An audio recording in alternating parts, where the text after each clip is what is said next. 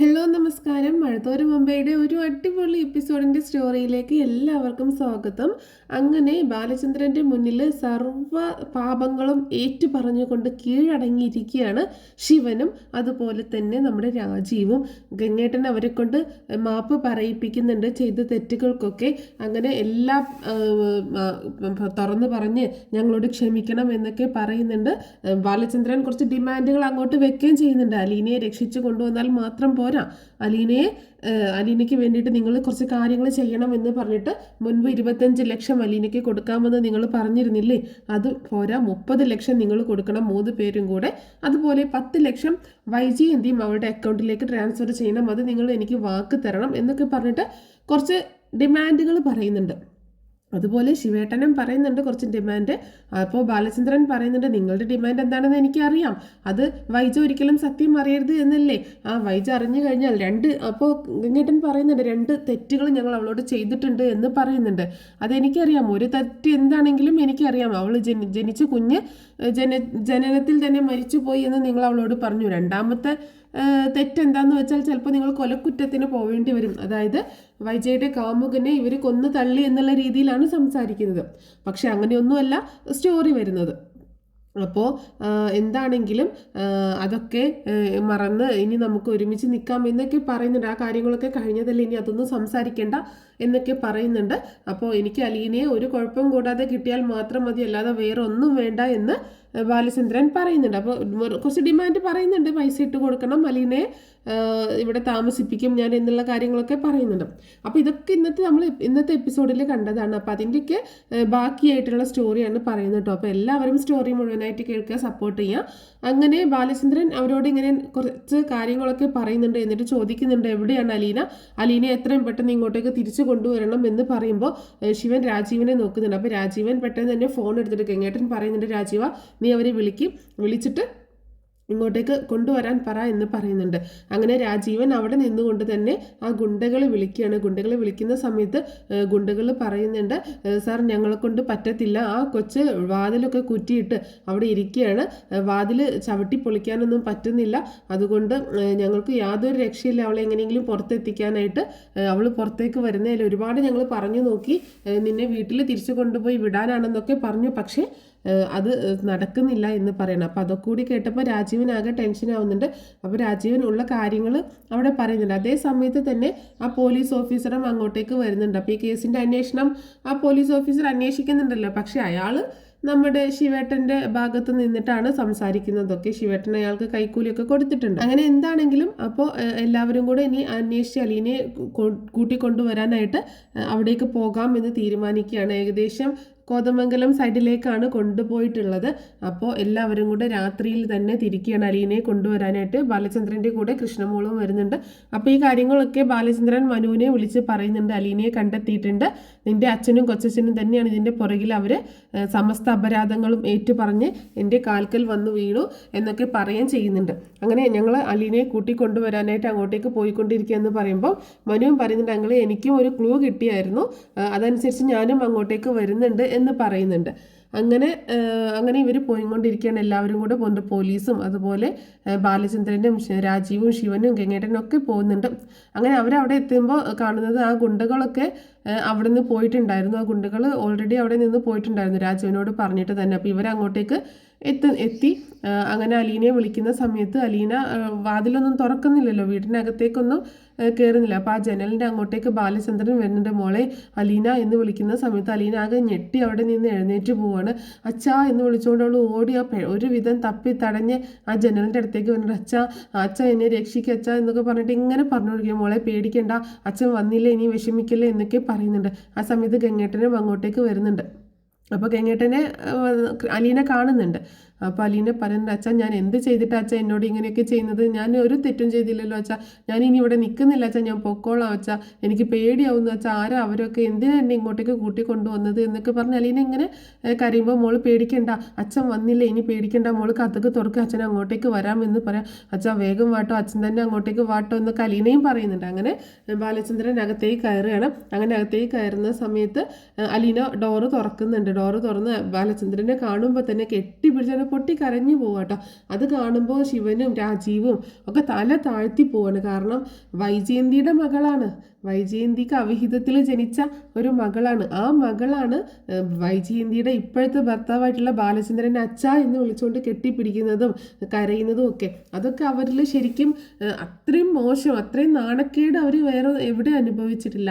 ആ വൈജയന്തിയുടെ മകളെ സ്വന്തം മകളെ പോലെ സ്നേഹിക്കുക എന്ന് പറഞ്ഞിട്ടുണ്ടെങ്കിൽ അതിലും വലിയൊരു മനസ്സ് വേറെ ഉണ്ടോ? അപ്പോൾ ഇതൊക്കെ കൂടി കാണുമ്പോൾ അവരുടെ തല കുനിഞ്ഞു പോവാണ്. ഗംഗേട്ടന് ഭയങ്കര സന്തോഷമൊക്കെ തോന്നുന്നുണ്ട്. അലീനയെ രക്ഷപ്പെടുത്താൻ പറ്റിയല്ലോ. ബാലചന്ദ്രനെ കെട്ടിപ്പിടിച്ചുകൊണ്ട് കരയാണ്. അലീന ചേച്ചി എന്ന് വിളിച്ചുകൊണ്ട് കൃഷ്ണ വരുമ്പോൾ കൃഷ്ണയും കെട്ടിപ്പിടിക്കുന്നുണ്ട് കേട്ടോ. അങ്ങനെ എന്താണെങ്കിലും അലീനെ അവിടെ നിന്ന് രക്ഷിച്ച് കൊണ്ടുപോവുകയാണ്. അപ്പോൾ ഈ കേസ് പിൻവലിക്കാൻ ഓൾറെഡി പറഞ്ഞിട്ടുണ്ടായിരുന്നല്ലോ. കേസും കോട്ടൊക്കെ ആയിട്ട് പോകുമ്പോൾ ആകെ പ്രശ്നമാവും. ഇതൊരു കുടുംബ പ്രശ്നമല്ലേ. അപ്പോൾ കേസൊക്കെ ആയിട്ട് പോയിട്ടുണ്ടെങ്കിൽ വീണ്ടും വലിയ ഇഷ്യൂ ആവും എന്നുള്ളതുകൊണ്ട് പിന്നീട് നേരെ പോകുന്നത് പോലീസ് സ്റ്റേഷനിലേക്കാണ്. എന്നിട്ട് ആ കേസ് പിൻവലിക്കുകയും ചെയ്യുന്നുണ്ട്. ആ പോലീസുകാരനോട് പറയുന്നുണ്ട് ഇപ്പോൾ കേസ് പിൻവലിക്കാനാണ് എന്ന് പറയുകയും ചെയ്യുന്നുണ്ട്. അങ്ങനെ അലീനയും കൂട്ടിയിട്ട് പുറത്തേക്ക് വരണം. അപ്പോൾ അലീന പറയുന്നുണ്ട് ആ സമയത്ത്, എന്തിനാണ് അച്ഛാ എന്നോട് ഇങ്ങനെയൊക്കെ ചെയ്യുന്നത്, ഞാൻ എന്ത് തെറ്റ് ചെയ്തിട്ടാണ് അച്ഛാ എന്തൊക്കെ പറയുമ്പോൾ, നിന്നോട് തെറ്റ് ചെയ്ത ആൾക്കാരാണ് ഈ തല കുനിച്ച് ഈ മുന്നിൽ നിൽക്കുന്നത്, ഇവർക്ക് ഇതിലും വലിയ ശിക്ഷ ഇനി വേറെ കിട്ടാനില്ല എന്ന് പറയാണ് ബാലചന്ദ്രൻ. ആ സമയത്തും ശിവനും രാജീവും ഒന്നും അലീനയോട് സംസാരിക്കുന്നില്ല. അവരിങ്ങനെ മിണ്ടാതെ തല കുനിച്ച് നിൽക്കുകയാണ്. ഗംഗേട്ടനാണ് വന്നിട്ട് സംസാരിക്കുന്നത്. അലീന ഞങ്ങളോട് ക്ഷമിക്കണം, ഇവരോട് ക്ഷമിക്കണം. അതാ ക്ഷമ ചോദിച്ചാൽ അത് ക്ഷമിക്കാൻ പറ്റുന്ന അത്രയും തെറ്റല്ല ഇവർ ചെയ്തത്, അതിലും വലിയ തെറ്റ് തന്നെയാണ് ഇവർ ചെയ്തിട്ടുള്ളത്. പക്ഷേ ഇപ്പോൾ അങ്ങനെ ചോദിക്കുക എന്നല്ലാതെ വേറെ നിവൃത്തിയില്ല. എല്ലാം അറിയാതെ പറ്റിപ്പോയ ഒരു അബദ്ധമാണ്. എല്ലാ കാര്യങ്ങളും ആർക്കും ഒന്നും അറിയത്തില്ലായിരുന്നല്ലോ, അതുകൊണ്ട് അങ്ങനെ സംഭവിച്ചു പോയതാണ്. മോള് ക്ഷമിച്ചേക്ക്, ഇനി ആരും മോളെ ഉപദ്രവിക്കാനായിട്ട് വരത്തില്ല. മോള് എത്ര നാൾ വേണമെങ്കിലും ഇവിടെ ജീവിക്കാം. മോൾക്ക് എന്ത് വേണമെങ്കിലും ഞങ്ങൾ ചെയ്തുതരും, ഞങ്ങളുണ്ട് മോളുടെ കൂടെ. മോൾക്ക് ഒരു കുഴപ്പവും വരത്തില്ല. മോൾക്ക് ഇനിയും പഠിക്കണോ, ഇനിയും ഒരുപാട് ഉയരത്തിലെത്തണോ, എന്തിനും ഒരു വീട് വെക്കാനും എന്ത് കാര്യത്തിനും ഞങ്ങളുണ്ട് കൂടെ എന്ന് പറയുമ്പോൾ ബാലചന്ദ്രൻ അതൊക്കെ തടയാണ്. വേണ്ട, നിങ്ങൾ ചെയ്തിടത്തോളം സഹായം മതി. ഇനി ഇവളുടെ കാര്യങ്ങൾ നോക്കാൻ ഇവളുടെ അച്ഛനായിട്ടുള്ള ഞാനുണ്ട്. ഞാൻ പറഞ്ഞ കാര്യങ്ങൾ മാത്രം നിങ്ങൾ ചെയ്താൽ മതി, അതിൻ്റെ അപ്പുറത്തേക്കൊന്നും നിങ്ങൾ ചെയ്യണ്ട. ഇപ്പോൾ ഇവളുടെ ഉത്തരവാദിത്തം എനിക്കാണ്, കാരണം ഞാനാണ് ഇവളുടെ അച്ഛൻ. അതിലപ്പുറം വേറെ ആരുമില്ല. ഇവളെ പെറ്റ അവളുടെ സ്വന്തം അമ്മ പോലും എനിക്കപ്പുറം വരില്ല എന്ന് ഇവൾ തന്നെ പറയും, നോക്കിക്കോ എന്ന് പറയണം. അപ്പോൾ അലീന പറയുന്നുണ്ട്, അതെ എനിക്ക് അച്ഛൻ കഴിഞ്ഞിട്ട് വേറെ ആരും ഉള്ളൂ എന്ന് തന്നെ പറയുന്നുണ്ട്. അങ്ങനെ രാജീവും ശിവനൊക്കെ ഇങ്ങനെ തല താഴ്ത്തി നിൽക്കുകയാണ്. ഒന്നും സംസാരിക്കുകയൊന്നും ചെയ്യുന്നില്ല. അപ്പോൾ ആ സമയത്ത് അലീന അവരിങ്ങനെ നോക്കുന്നുണ്ടെങ്കിലും ഒന്നും സംസാരിക്കുന്നൊന്നുമില്ല.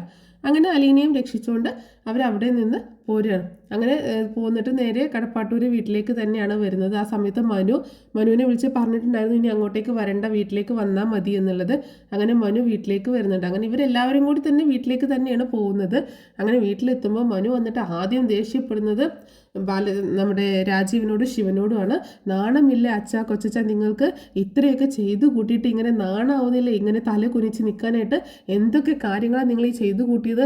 ഞാനും ആ തറവാട്ടിൽ തന്നെ ജനിച്ചു പോയല്ലോ, ഇത്രയൊക്കെ മോശം പ്രവൃത്തി ചെയ്യാൻ നിങ്ങളെ കൊണ്ട് മാത്രമേ പറ്റുള്ളൂ എന്നൊക്കെ പറഞ്ഞ് ഒരുപാട് മോശമായിട്ട് സംസാരിക്കുന്നുണ്ട്. എന്നിട്ട് അലീനയുടെ അടുത്ത് ചെന്നിട്ട്, അലീന നിനക്ക് കുഴപ്പമൊന്നുമില്ലല്ലോ, വേറെ പ്രശ്നങ്ങളൊന്നും ഇല്ലല്ലോ എന്നൊക്കെ ചോദിച്ചാൽ അലീനയോട് വളരെ സ്നേഹത്തോട് കൂടിയിട്ട് ഇങ്ങനെ സംസാരിക്കണം. അത് കാണുമ്പോൾ ബാലചന്ദ്രനും ഗംഗേട്ടനും ഭയങ്കര സന്തോഷമൊക്കെ ആവുന്നുണ്ട് മനുവിന് അലീനയോടുള്ള ആ ഒരു അറ്റാച്ച്മെൻ്റ് ഒക്കെ കാണുമ്പോൾ. പക്ഷേ ശിവേട്ടനും രാജീവനും ആകെ ഒരു നിർവികാരരായിട്ട് ഇങ്ങനെ നിൽക്കുകയാണ്. കാരണം ഇത്രയും വലിയൊരു അപമാനം, ഇനി ഇതിൽ കൂടുതൽ അപമാനം അവർക്ക് താങ്ങാൻ പറ്റത്തില്ല. അത്രയും വലിയൊരു അടി തന്നെയാണ് കിട്ടിയേക്കുന്നത്. അപ്പോൾ എന്താണെങ്കിലും എല്ലാ കാര്യങ്ങളും ഓക്കെ ആണ്. അതേസമയം തന്നെ അതിന് മുൻപ് തന്നെ നമ്മുടെ ഹോസ്പിറ്റലിൽ ഇതേപോലെ സിസ്റ്റേഴ്സ് വൈജയന്തിയോട് സംസാരിക്കുന്നുണ്ടായിരുന്നു. നിങ്ങളുടെ മൂത്ത മകളാണെന്ന് പറഞ്ഞ് ഇവിടെ നിന്ന് ആ കൊച്ചില്ലേ, പകലിവിടെ ഉണ്ടായിരുന്ന ആ കൊച്ചിനെ കാണാനില്ല എന്ന് പറയുന്നുണ്ടായിരുന്നു. വൈജയന്തിക്ക് സംസാരിക്കാനൊന്നും പറ്റത്തില്ലല്ലോ. വൈജയന്തിയൊക്കെ ഇങ്ങനെ കേട്ട് നിൽക്കുന്നുണ്ട്. അപ്പോൾ ആ സിസ്റ്റർ പറയുന്നുണ്ട് ആരോ തട്ടിക്കൊണ്ടുപോയി എന്നാണ് സംശയം. ഇവിടെ നിന്ന് വീട്ടിലേക്ക് പോകാനായിട്ട് ഇറങ്ങിയതാണ്. പോലീസിലൊക്കെ കംപ്ലൈൻറ്റ് കൊടുത്തിട്ടുണ്ട്, എല്ലാവരും കൂടി അന്വേഷിക്കുന്നുണ്ട് എന്നുള്ള കാര്യമൊക്കെ പറഞ്ഞിട്ടുണ്ടായിരുന്നു. അത് മാത്രമല്ല നിങ്ങളുടെ സഹോദരങ്ങളെയാണ് സംശയം എന്ന് പറഞ്ഞിട്ടാണ് നിങ്ങളുടെ ഹസ്ബൻഡ് പോലീസിൽ കംപ്ലൈൻറ്റ് കൊടുത്തേക്കുന്നത്. അതിൻ്റെ അടിസ്ഥാനത്തിൽ ഇങ്ങനെ പോലീസ് വന്ന് അന്വേഷിച്ചിരുന്നു എന്നുള്ള കാര്യങ്ങളൊക്കെ അലീനയെ കുറിച്ച് വൈജയന്തിയോട് പറയുന്നുണ്ട്. എന്നിട്ട് അപ്പം മറ്റേ സിസ്റ്റർ ചോദിക്കുന്നുണ്ട്, അത് ഇവരുടെ മകളൊന്നും അല്ലാന്നാണ് തോന്നുന്നത്. സ്വന്തം മകളാണെങ്കിൽ എന്ത് കാര്യങ്ങൾ ചെയ്യുമ്പോഴും ഇവർക്കൊരു ഇഷ്ടമൊക്കെ വേണ്ടേ? അങ്ങനെ ഒരു ഇഷ്ടമൊന്നും ഇവരുടെ ഭാഗത്തു നിന്ന് ഇല്ലല്ലോ. എന്തോ ഒരു വള്ളിക്കെട്ട് കേസാണെന്ന് തോന്നുന്നു, എന്തോ ഒരു കുഴപ്പമുണ്ട് എന്ന് മറ്റേ സിസ്റ്ററും പറയുന്നുണ്ട്. പിന്നീടാണ് ഇവർ വീട്ടിലെത്തുന്നതും നമ്മുടെ കൃഷ്ണയും അതുപോലെ അലീനയും ബാലചന്ദ്രനും മനുവൊക്കെ വീട്ടിലെത്തുന്നതും ഈ സംസാരങ്ങളൊക്കെ ഉണ്ടാവുന്നതും.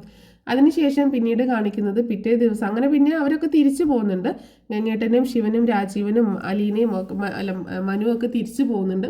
പിറ്റേ ദിവസം രാവിലെ പിന്നെ അന്ന് രാത്രിയിൽ ബാലചന്ദ്രൻ മുകളിലെ റൂമിലും അലീനയും കൃഷ്ണമോളും കൂടെ ഒരു റൂമിലാണ് ഒരുമിച്ചാണ് കിടക്കുന്നത്. അങ്ങനെ പിറ്റേ ദിവസം രാവിലെ ബാലചന്ദ്രൻ ഹോസ്പിറ്റലിലേക്ക് പോകാൻ നിൽക്കുമ്പോൾ അലീന പറയുന്നുണ്ട്, ഞാനും വരുന്നുണ്ട് അച്ഛാ എന്ന് പറയുമ്പോൾ മോള് വരണോ എന്ന് ചോദിക്കണം. എനിക്ക് വരണോ അച്ഛാ, എനിക്ക് അമ്മയെ കാണണം, എനിക്ക് അവസാനമായിട്ട് അമ്മയെ കാണണം, എനിക്ക് അമ്മയോട്. അതെന്താ നീ അങ്ങനെ പറയണത്, അവസാനമായിട്ട് അമ്മയെ കാണണം എന്ന് പറയുമ്പോൾ അതേ അച്ഛാ ഞാൻ തീരുമാനിച്ചു കഴിഞ്ഞു, ഇനി ഞാൻ ഇവിടെ നിൽക്കത്തില്ല എന്ന് പറയണം. അലീന നീ എന്തൊക്കെയാണ് പറയണത്, നിനക്ക് ഇവിടെ നിന്ന് പോകാൻ പറ്റുമോ, നിൻ്റെ അമ്മയെ ഈ അവസ്ഥയിലിട്ടിട്ട് നിനക്ക് പോകാൻ പറ്റുമോ എന്ന് ചോദിക്കുകയാണ്.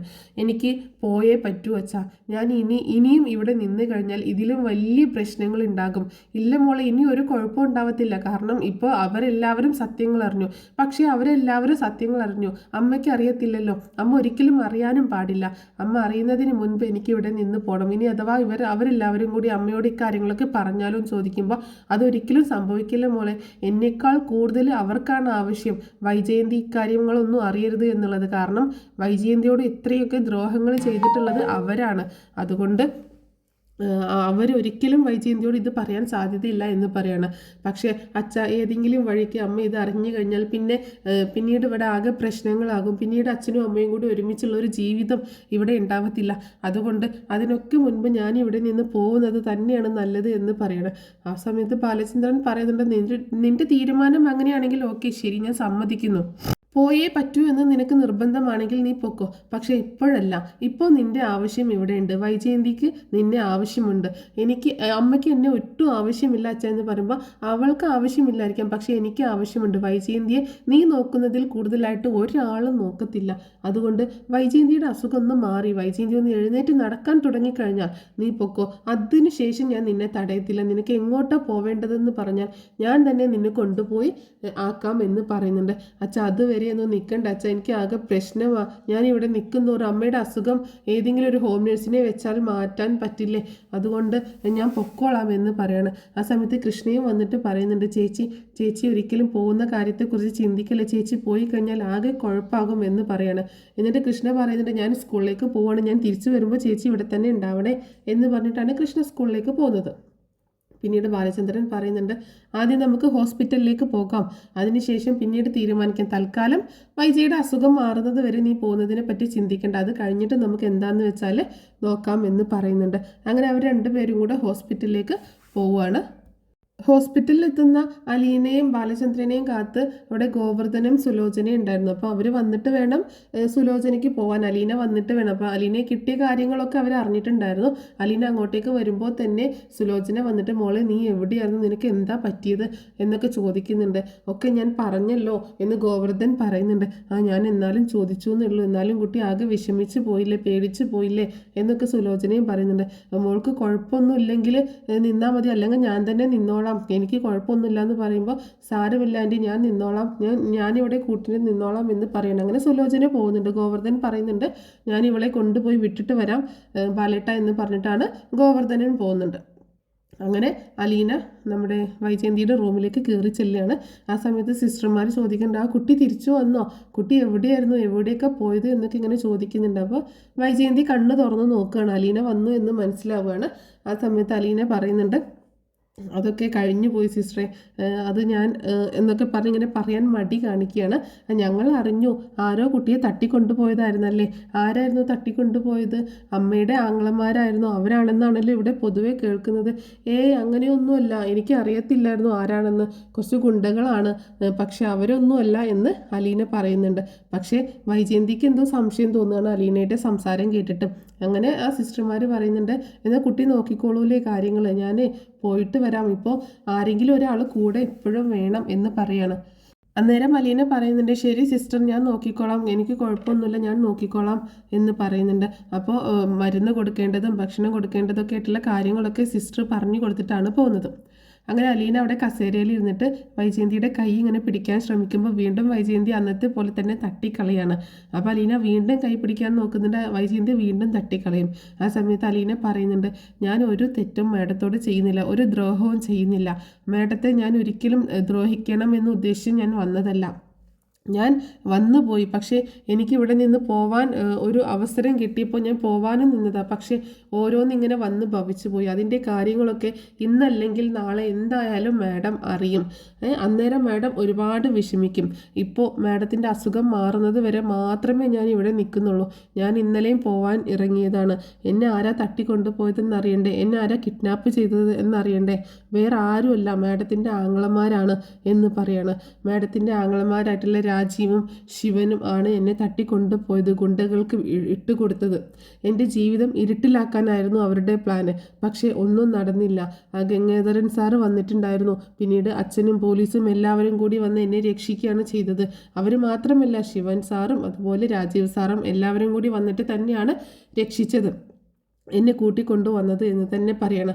മാഡം പേടിക്കണ്ട, ഞാൻ ഇന്ന് തന്നെ പോവാനായിട്ട് ഇറങ്ങിയതാണ്, ഇന്ന് തന്നെ പോവുകയാണെന്ന് മാഡത്തെ കണ്ട് അവസാനമായിട്ട് യാത്ര പറഞ്ഞ് പോവാൻ വേണ്ടിയിട്ടാണ് ഹോസ്പിറ്റലിലേക്ക് വന്നത്. പക്ഷേ അച്ഛൻ സമ്മതിക്കുന്നില്ല, വേറെ ആര് നോക്കിയാലും ശരിയാവത്തില്ല, ഞാൻ തന്നെ നോക്കണമെന്നാണ് അച്ഛൻ പറയുന്നത്. ഏതായാലും മാഡത്തിൻ്റെ അസുഖം മാറുന്നത് വരെ മാത്രമേ ഞാൻ ഇവിടെ നിൽക്കത്തുള്ളൂ, അച്ഛൻ എന്നോട് അങ്ങനെയാണ് പറഞ്ഞിട്ടുള്ളത്, അത് കഴിഞ്ഞാൽ ഞാൻ തീർച്ചയായും പോകും എന്നൊക്കെ പറയണം. അതിനുശേഷം അലീന വീണ്ടും വൈജയുടെ കൈ ഇങ്ങനെ പിടിക്കുമ്പോൾ വൈജ കൈ മാറ്റുന്നൊന്നുമില്ല കേട്ടോ. അപ്പോൾ ആ കൈ അവിടെ ഇങ്ങനെ വെക്കുകയാണ്. അപ്പോൾ അലീനയ്ക്ക് ഭയങ്കര സന്തോഷം തോന്നുന്നുണ്ട്. എന്താണെങ്കിലും പോകും എന്ന് പറഞ്ഞതുകൊണ്ടാണോ ഇത്രയൊക്കെ സംസാരിച്ചത് കൊണ്ടാണോ എന്താണെന്നറിയില്ല, വൈജ കൈ തട്ടിക്കളയുന്നില്ല. അങ്ങനെ അലീന മെല്ലെ ഇങ്ങനെ കൈ പിടിച്ചിട്ട് തലോടുന്നുണ്ടെങ്കിലും വൈജയ്ക്ക് അത്രയ്ക്ക് തൃപ്തിയൊന്നുമില്ല, മുഖത്ത് ഭയങ്കര എക്സ്പ്രഷനൊക്കെ ഉണ്ട് അതൃപ്തി കാണിച്ചുകൊണ്ടുള്ളത്. അങ്ങനെ അലീന വീണ്ടും പറയുന്നുണ്ട്, മാഡത്തിനറിയോ, ഞാൻ ഒരുപാട് ആഗ്രഹിച്ച് മോഹിച്ചാണ് ഇങ്ങോട്ടേക്ക് വന്നത്. എൻ്റെ സ്വന്തം വീട് പോലെ കാണണമെന്നാണ് എൻ്റെ ബ്രിജിത്ത മമ്മി എന്നോട് പറഞ്ഞിട്ടുണ്ടായിരുന്നത്. സ്വന്തം വീട് പോലെ കണ്ട്, സ്വന്തം കുടുംബാംഗങ്ങളെ പോലെ കണ്ട്, സ്വന്തം സഹോദരങ്ങളെ പോലെ കണ്ട്, അച്ഛനെയും അമ്മയെ പോലെയും കണ്ട് ഞാൻ സ്നേഹിച്ച്, അതാ ഒരു തെറ്റ് മാത്രമാണ് ഞാൻ ചെയ്തത്. ഒരിക്കലും ഞാൻ അങ്ങനെ ചെയ്യരുതായിരുന്നു. ആ തെറ്റ് എനിക്ക് ഇപ്പോൾ മനസ്സിലായി. എത്രയൊക്കെ ആയാലും സ്വന്തം എന്നും സ്വന്തം തന്നെയാണ്. പക്ഷേ അതൊരിക്കലും ഒരാൾക്കും മനസ്സിലാക്കാൻ പോലും പറ്റത്തില്ല. എന്നെങ്കിലും ഒരിക്കൽ മാഡം എല്ലാം മനസ്സിലാക്കുന്ന ഒരു ദിവസം വരും. അന്നൊരു പക്ഷേ ഞാൻ മാഡത്തിൽ നിന്ന് ഒരുപാട് ദൂരെയായിരിക്കും എന്ന് പറയാണ് അലീന. അപ്പോൾ അലീന പറയുന്ന ഈ കാര്യങ്ങളൊന്നും വൈജയ്ക്ക് മനസ്സിലാവുന്നില്ല. അലീന എന്താണ് ഇങ്ങനെ പറയുന്നത് എന്ന് ഓർത്തിട്ടൊന്നും മനസ്സിലാവുന്നില്ല കേട്ടോ. വൈജ ഇങ്ങനെ സംശയത്തോടു കൂടിയിട്ട് അലീനയെ നോക്കുന്നുണ്ട്. അപ്പോൾ അലീന പറയുന്നുണ്ട്, മാഡം പേടിക്കണ്ട കേട്ടോ, ഞാൻ കൂടുതലൊന്നും പറഞ്ഞ് മാഡത്തെ ബുദ്ധിമുട്ടിക്കുന്നില്ല. ഞാൻ ഒറ്റ കാര്യം മാത്രമേ പറയുന്നുള്ളൂ, മാഡം എന്ന് എഴുന്നേറ്റ് നടക്കുന്നു, മാഡത്തിന് എന്ന് ഒറ്റയ്ക്ക് എല്ലാ കാര്യങ്ങളും ചെയ്യാമെന്ന് ഓക്കെ ആവുന്നു, അതുവരെയുള്ളൂ എൻ്റെ സേവനം. അത് കഴിഞ്ഞാൽ ഞാൻ ഇവിടെ നിന്ന് പോവുക തന്നെ ചെയ്യും എന്ന് പറയണം. അപ്പോൾ അത് കേട്ടപ്പോൾ വൈജ ഇങ്ങനെ സംശയത്തോടു കൂടിയിട്ട് ഇങ്ങനെ നോക്കുകയും ഒക്കെ ചെയ്യുന്നുണ്ട്. ആ സമയത്ത് ബാലചന്ദ്രൻ അങ്ങോട്ടേക്ക് വരുന്നുണ്ട് കേട്ടോ, റൂമിലേക്ക് വരുന്നുണ്ട്. അപ്പോൾ അലീന പറയാണ്, ഞാൻ പുറത്ത് നിൽക്കാൻ വെച്ചാൽ ഒരു സമയത്ത് ഒരാളെ മാത്രമേ റൂമിൽ നിർത്തത്തുള്ളൂ എന്ന് പറയുമ്പോൾ, അത് സാരമല്ല മോൾ ഇവിടെ നിൽക്ക് എന്ന് പറയുന്നുണ്ട്. അപ്പോൾ ബാലചന്ദ്രൻ വൈജയന്തി ഇങ്ങനെ നോക്കുമ്പോൾ വൈജയന്തിക്കാണെങ്കിൽ ഇവർ രണ്ടുപേരെയും കൂടി ഇങ്ങനെ കാണുമ്പോൾ ഭയങ്കര ദേഷ്യം ഇരട്ടിക്കുകയാണ്. ആ സമയത്ത് ബാലചന്ദ്രൻ പറയുന്നുണ്ട്, ഈ കിടപ്പ് അങ്ങനെ കിടന്നാൽ മതിയല്ലോ, ഇവിടെ നടക്കുന്ന കാര്യങ്ങളൊന്നും അറിയണ്ടല്ലോ. ഇന്നലെ ഒരു രാത്രി മുഴുവൻ നിൻ്റെ ആ പൂങ്ങളമാർ എൻ്റെ മോളെ തട്ടിക്കൊണ്ടുപോയേക്കായിരുന്നു. അവിടെ ഒരു അടച്ചിട്ട് റൂമിൽ ഇരുട്ട് മുറിയിൽ അടച്ചിട്ടിട്ട് അവിടെ ഇട്ടേക്കായിരുന്നു. എൻ്റെ കുട്ടി എന്തോരം വിഷമിച്ചു എന്നറിയാമോ എന്നൊക്കെ ഇങ്ങനെ പറയുന്നുണ്ട്. ഒരെണ്ണത്തിനും ഞാൻ വെറുതെ വിടത്തില്ല എന്നൊക്കെ ഇങ്ങനെ പറയാണ് ബാലചന്ദ്രൻ.